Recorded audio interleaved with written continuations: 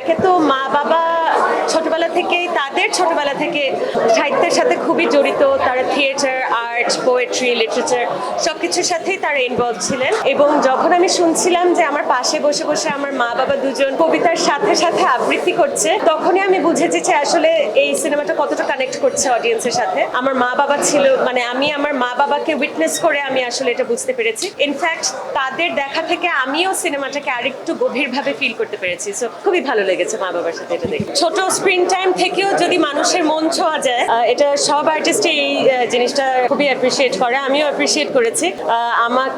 আমার সবসময় কথা ছিল যে ক্যারেক্টারের স্ক্রিন টাইম যতই হোক না কেন, ক্যারেক্টারের ডেপথ থাকলে, ক্যারেক্টারের কোনো ইম্প্যাক্ট থাকলে আমি সেই ক্যারেক্টারটা করবই। এটা লীলা নাগও এমনই একটা ক্যারেক্টার ছিল এবং এটা যে আমি সফলভাবে করতে পেরেছি সেটার জন্য আমার ডিরেক্টরের প্রতি কৃতজ্ঞতা এবং অডিয়েন্স যে আমাকে মেনে নিয়েছে লীলা নাগ হিসেবে তাদের প্রতিও আমার অসংখ্য কৃতজ্ঞতা।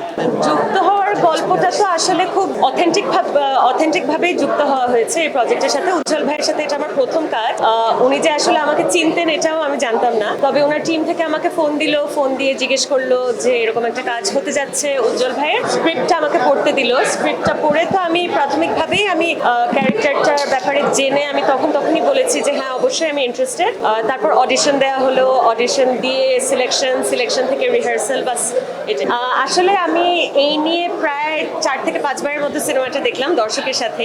দ্বিতীয়বার গিয়েছিলাম মা বাবার সাথে দেখতে ঈদের ঠিক পরের দিন, এবং ওইটাই সম্ভবত আমার সবচেয়ে ভালো অভিজ্ঞতা ছিল অডিয়েন্সের সাথে দেখা।